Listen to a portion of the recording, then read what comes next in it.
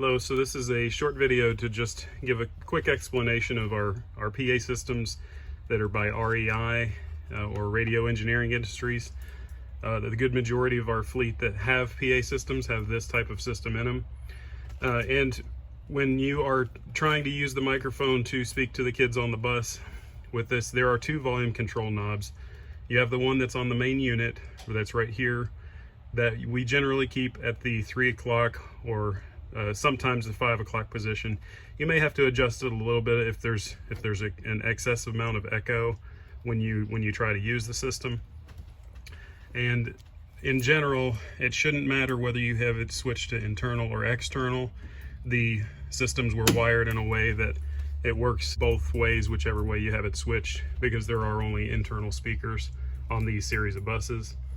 And then the fuse here, generally you're not going to need to mess with, but if you ever see that this little black cap is missing, and that would look kind of like this, then the fuse is not in there, and thus the unit will not work in that sense either. Generally speaking, that's not going to be an issue on buses like this. But back to the volume control, you do have the volume control knob for the base unit here, but also on the microphone itself. You can see there's an 8 right there, and it will go all the way from 0 up to 10.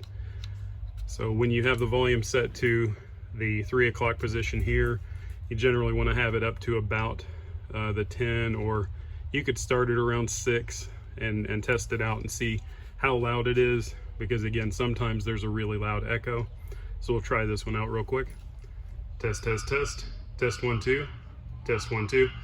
So again, with this particular unit at the 3 o'clock position on the head unit, and then at the between 6 and 8 on the volume control for the microphone itself, it's a little low, so you can kind of adjust it as you see fit. So obviously when the engine is running and you have a bus full of kids, you may need to turn it up a little louder.